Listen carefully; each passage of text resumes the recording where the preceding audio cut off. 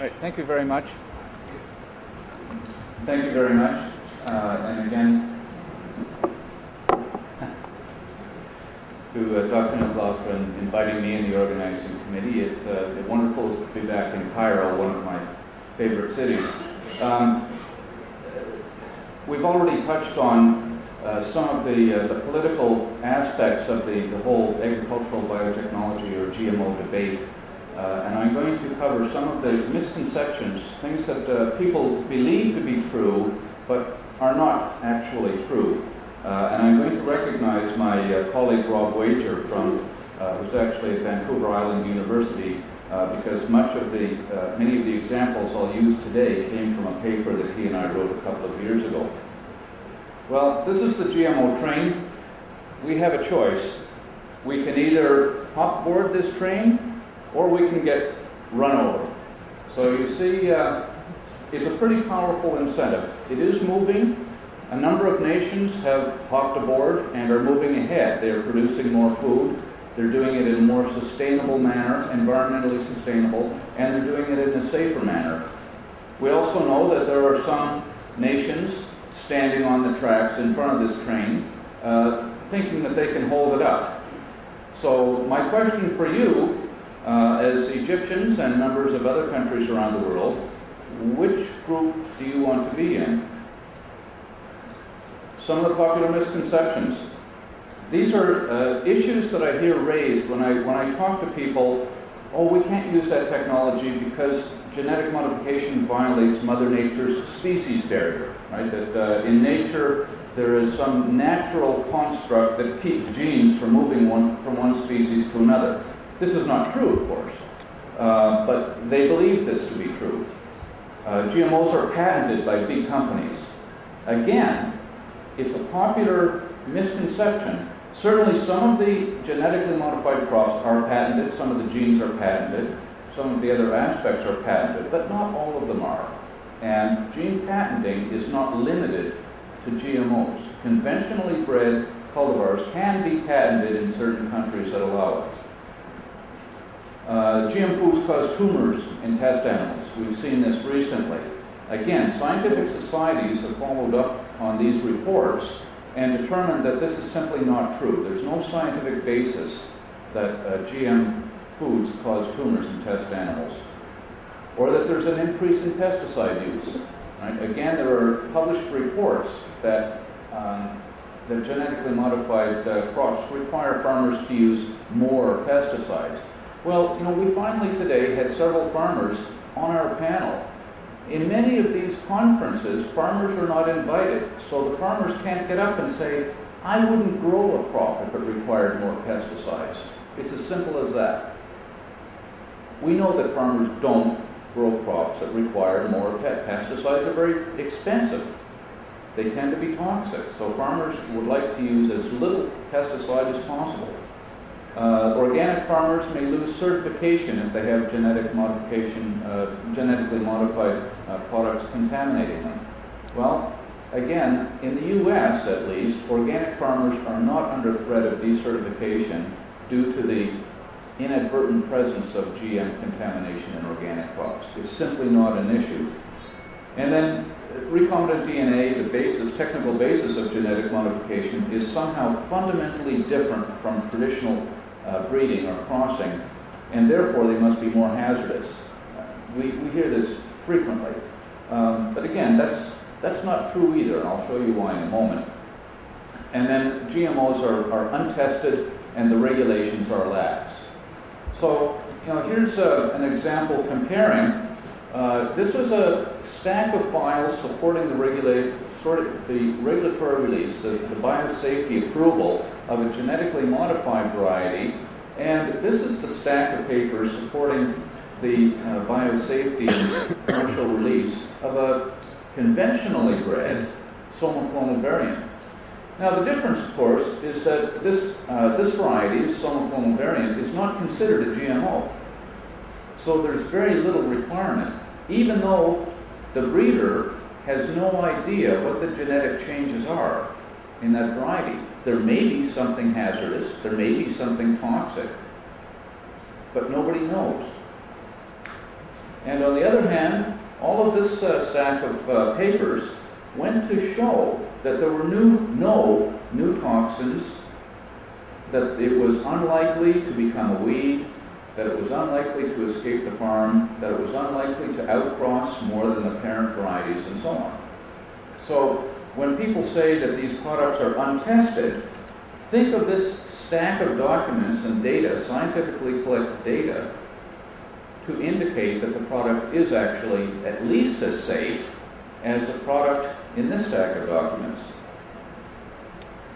Now, sometimes misconceptions drive public policy, and occasionally those can be humorous or merely symbolic.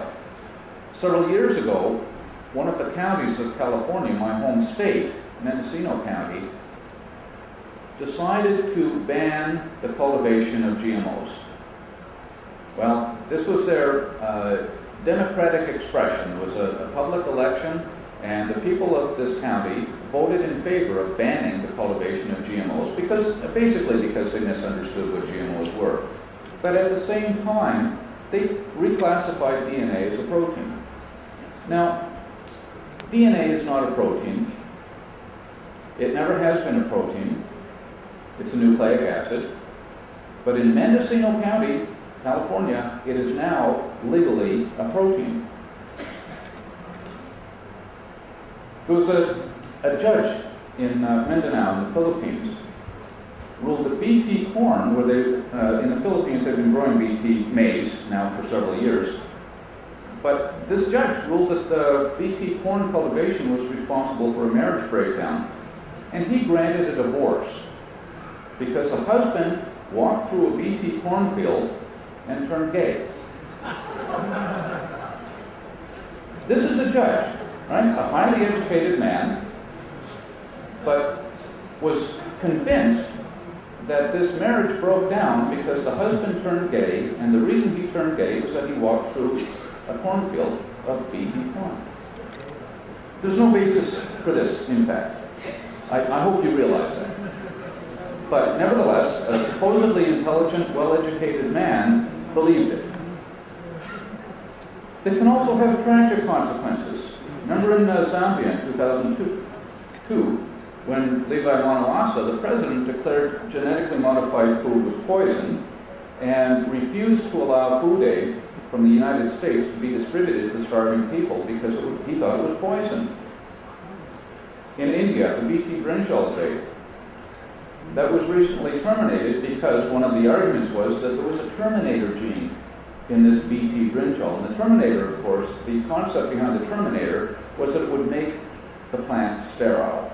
And then it would spread to other plants and make them sterile. And then the entire agricultural production of the region or the country would be sterile. Well, think about that for a moment. If the BT brinjal seeds were sterile, how do they even sprout, let alone transmit this terminator gene to other things? Beta-carotene enhanced the golden rice, vitamin A. Tragic consequences. We hear lots of rumors and misinformation about the so-called golden rice, that it isn't going to work, that children would have to eat a very large quantity to get any benefit from it, that it's never been tested in humans, it may be toxic, and so on and so forth. We know that these are all bogus arguments. It's all misinformation, misconceptions, and the tragedies in each of these cases are that people sometimes die, or they are hungry, or they malnourished unnecessarily, simply because of misinformation, and it's a shame. It's a tragedy, it really is. European Union, where misconceptions lead to bad public policy. The genetic modification process is the trigger for risk assessment on GMOs. But we know that the hazard, when there is hazard present, is in the product, not the process by which it was made. Which means at a very early stage, the earliest stage, the foundation of the regulatory assessment system is flawed in Europe. Policy formulation often ignores science and capitulates to anti-science activists. Now, this isn't just my opinion, and I recognize I'm coming from America, but we heard it this morning. from Europe. They recognize it themselves. The labeling, genetically modified food labels, again, is based on the process rather than the product itself. And this is misleading. It puts a stigma on the labeled foods where none is necessarily required. And it's led to a virtual, sometimes illegal ban on GMO cultivation, simply based on misplaced fears of genetically modified organism hazards. So the end result is that in Europe, food is no safer, but it is more expensive. Now, this is a cartoon that the EMBO Reports put together for that paper that Rob Wager and I published a couple of years ago. It shows the hold of a ship coming from America or perhaps South America, and the caption here is, "Don't be so picky, at least it's 100% GM free." Meanwhile, in the hold are all of these other contaminants, things that can actually contribute to food non-safety, contaminants, toxins, and so on, that we would prefer not to eat. But when your resources, and we all have limited resources, when your resources are dedicated to trying to find a problem with a GMO, that means those resources are not directed towards actually solving real threats. Right? Real threats to the food supply are typically pathogens, right? Mycotoxins, or E. coli, salmonella, listeria, this goes on. Those are not associated, those real threats are not associated with genetic modification technology at all. So perhaps if we took some of the resources that we put into monitoring for GMO contamination and use those resources to monitor for things like E. coli or salmonella or listeria, maybe our food supply would be a little bit safer. Now, Europe did have GM foods, and I'm sure many of you have seen this before. The tomato puree label as made with genetically modified tomatoes. This did not deter consumers from buying this product. This is what deterred consumers from buying the product and got it off the shelves. Fear factor, right? It just doesn't work. It's manipulative of consumers when people who have a political agenda manipulate science to cause fear in the populace. Internet, wonderful source of misinformation. Mainstream media, perhaps the newspapers like The Guardian or Daily Mail, have a well-known bias against technology. Television and film, television shows like Dr. Oz, filmmakers like Vandana Shiva, very much opposed to the technology. None of them have a basis, a scientific basis for supporting their opposition, but they do have a very powerful following. They're very charismatic people, very entertaining personalities, so people will watch their programming and are influenced by it, and it's a shame. We have publicity campaigns, particularly those seeking mandatory genetic modified food labeling. Right? In America particularly, there's an active campaign to get labels because those people who are demanding labels typically want a ban. They don't like GMOs, they don't want farmers to grow GMOs, they don't want consumers to eat GMOs. But because the technology is so ingrained in the U.S. agriculture and food supply, and because farmers are so supportive of it, and because most consumers don't care, they know that they can't affect a ban. So the next best thing is to have mandatory labeling. Recently in California, we had an election, and in that election in my state of California was an option, a ballot question to require mandatory labels on genetically modified foods. It was called Proposition 37. And during the course of the campaign, there was a lot of misconceptions and misinformation produced to try to influence voters, typically to support Prop 37 to have the labeling, but also to a lesser extent on the side of the people who were opposed to Prop 37. Number one, people have a right to know what's in their food. people, that's a very basic, a visceral type of reaction. Don't people have a right to know what's in their food? Well, yes and no. Another one, the GM food labeling won't cost a dime. Right? The idea was that the food companies were supposed to be required to place labels on GM foods, and it wasn't going to be a big deal because food manufacturers change their labels frequently anyway, and all they have to do the next time they change their labels is to put a little sticker on it saying genetically modified. This was supposed to be easy. The genetically modified labels would apply to imported foods. So that wouldn't put California food producers at a disadvantage by requiring them to be labeled, but imported foods not.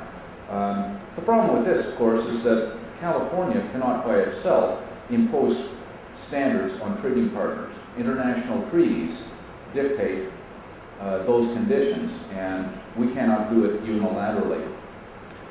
GM labels apply to foods of unverifiable source. Think of farmers' markets. Many farmers don't know the varieties of various produce crops they're growing. So how can they be responsible for putting a label on things if they're not really sure whether it's GMO or not? We also have generic brands, where the source of the tomatoes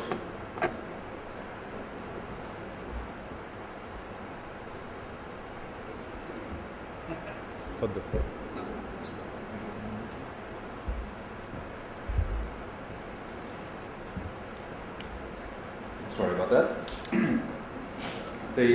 The source of the tomatoes or other products will change from batch to batch.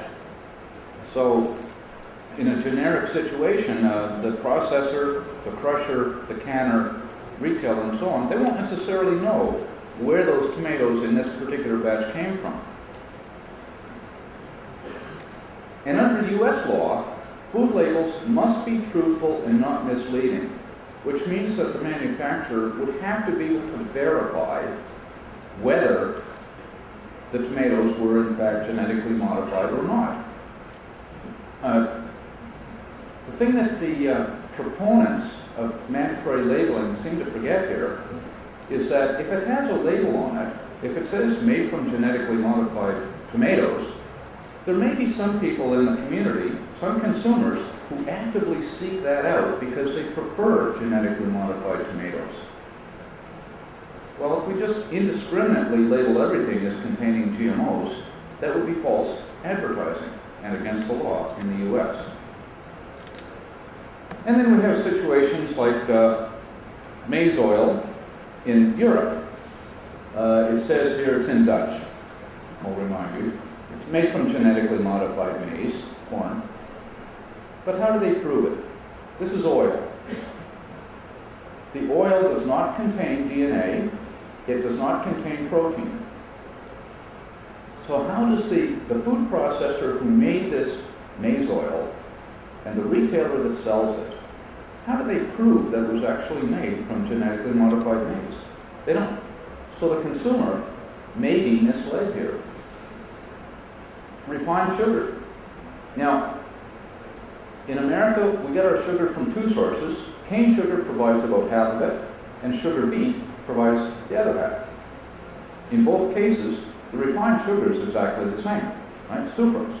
It's a chemical. It's pure. But there's no genetically modified sugar cane on the market. There is sugar beet on the market. And almost half of the sugar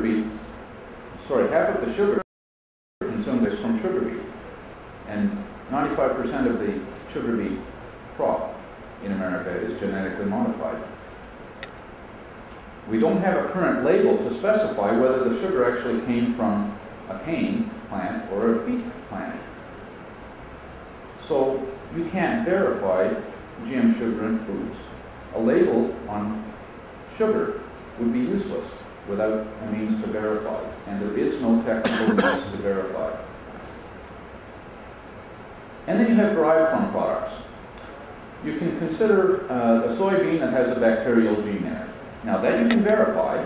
Anybody with a lab can take a sample of those soybeans and go looking for the bacterial gene using PCR or any of a number of other methods, and say with a high degree of confidence that yes, the sugar bean either has or does not have that bacterial gene. But what about tofu made from soybean with a bacterial gene? It gets a little bit harder to detect that gene now because you have a semi-processed product in tofu. And oil from the soybean, similar to the maize oil, there's no DNA or protein in it. So there's no real way to discern, to state with any degree of confidence whether the soybean oil actually came from genetically modified soybean or not. And then a higher, even more highly refined product like lecithin from soybean, again, there's no way to verify. And what difference does it make anyway? There's no health impact if there's no genetically modified material in the final product. And then a soybean from a wild-type segregant. So this is where you have a breeder who's breeding with, say, one parent that's genetically modified and the other parent is a different variety of soybean that is conventionally bred. You cross them, you have a hybrid. You cross them again. Some of the progeny of that cross will not carry the gene. Now, what if the breeder chooses that progeny that doesn't carry the genetically modified gene and uses that in a breeding program, develops a new variety, a new cultivar? Well, are those soybeans genetically modified or not? They do not have any modified DNA or protein, but one of their ancestors did. Impossible to verify. And then things like fruit from a branch grafted onto a transgenic or a GMO rootstock. Are the fruits from such a graft considered genetically modified or not? And then you can consider ordinary bread wheat made from wheat varieties that have rice segments in them. That's not only an interspecific cross, it's an intergeneric cross. So it's even a wider crossing of genes from different species than a soybean with a bacterial gene in it. And it is also, by the way, a product that disproves the Mother Nature's species barrier concept.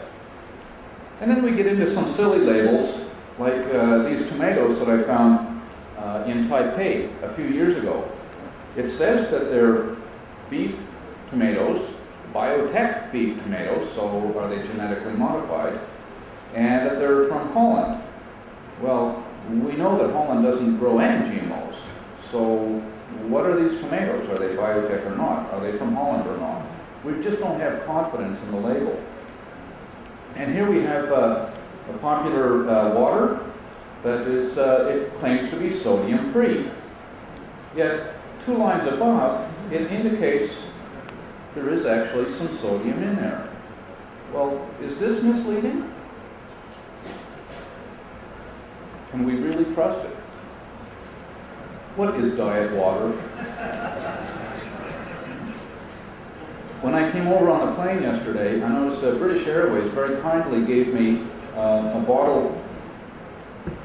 plastic bottle of water that was labeled as organic. And I thought, wow, the carbon must be in the bottle itself, because it sure, I hope it isn't in the water. Singapore restaurant. I'm telling you, this is, maybe the truth in advertising taken to the ultimate, but I don't know how many of these they sell. I suspect probably not as many as they would if they'd called it something else. Okay, getting back to the serious science. This is a report cover from the National Academy from the U.S. It was a panel that I actually served on. We were looking at the safety of genetically engineered foods. This report was a 2-year study, came out in 2004, so it was several years ago. And we looked at the safety of genetically engineered foods compared to the safety of foods produced using more traditional breeding methods. And just to summarize really what we wanted to illustrate in this report, the conclusion was that if these are different means of conventional breeding, and the likelihood of getting an unintended effect, which would be a proxy for the likelihood of a hazard, you can't separate genetic modification techniques from any others. There's no way to simply draw a line that would separate genetic modification on one side of the line and everything else on the other side of the line. And in fact, the breeding method that was most likely to result in an unintended effect is mutation breeding. Now, where's our lady professor from Syria? I think you might be interested in following up on this. Now, before we go any further, and before you get frightened about your food coming from mutation breeding, let me hasten to say all of these methods are safe. All of these foods from these methods of breeding are so safe that we couldn't even put numbers on the table. They're so close to zero. Very rarely have we had to remove a plant variety from the market because of safety issues. It has happened, but not with genetic modification or with mutation breeding, I might add. Again, getting back to some of the points raised earlier today, the findings include the conclusion that there are no documented adverse health effects from eating GM foods, period. We investigated. We had a public session and asked people, if you have any evidence whatsoever of a hazard from GM foods, let us know, and we will conduct an investigation. This is not a company doing this study, by the way. This is the National Academy. Public institution. Public scientists were conducting this study. And we just wanted to find the truth. We're answerable to the people of the United States and, by extension, to the world. We wanted to know whether there was a problem with GM foods or not. And if people had evidence, then we wanted to know about it. Let's check it out. We weren't able to substantiate any of the many suggested problems that we were provided with. The allegations of harm are unfounded. Genetic engineering as a process, genetic modification as a process, is not inherently hazardous. You have to consider instead the product, because the product might carry hazards. It may carry allergens or toxicants, but the process is immaterial. And this is just a chart of looking at a regular or several different varieties of tomatoes and looking at genes and their original sources. And several of these actually came from different species, right? Through conventional breeding. It's not genetically modified. And the variation introduced by genetic modification is typically less than the kind of variation we see with conventional breeding methods. A more recent study from the National Academy of Sciences. This is an impact of genetically engineered foods, impact of genetically engineered crops on farm sustainability. So kind of a broader perspective, not simply food safety or environmental safety, which the National Academy also looked at even earlier, but in 2010 looked at the impact on farm sustainability. Several other studies recently have come out with basically the same conclusions, that genetically modified crops, if you wish to look them up. So when we consider the professional scientific or medical bodies with an opinion on genetically modified foods, we can see that there's a fairly large number in the positive rank here. The National Academy of Sciences, of course, the American Medical Association, USDA, the Food and Drug Administration, American Society for Plant Biology, the list goes on and on. And even internationally, we have the Food and Agriculture Organization, the World Health Organization, the Royal Society in London, the Brazilian National Academy, Chinese National Academy, and so on and so forth. When we look at the negative side and look at professional medical and scientific bodies that have an opinion that's generally negative, well, that's the list. There aren't any. Individual scientists, yes, you can always find an individual person who says, I don't like GMOs, I think they might be hazardous. But the scientific societies have not come forward with that statement yet. So, to conclude, the process of genetic modification is not categorically risky. To date, there are no documented cases of harm from eating GM foods or feeds. Consumers are being manipulated by a steady stream of carefully crafted misinformation. This is something that's new to the scientific community. We scientists are not used to being manipulated like this. So typically, we're politically naive for the most part, And the activists who want to advance their agenda, i.e. of frightening people about genetically modified foods, have an advantage over us, because we tend to think most people are basically honest. Those with a political agenda will say whatever it takes to advance their point, and the scientific community, including you, have to fight back against that, because it's keeping people from living healthier lifestyles and more profitable lifestyles. Thank you very much.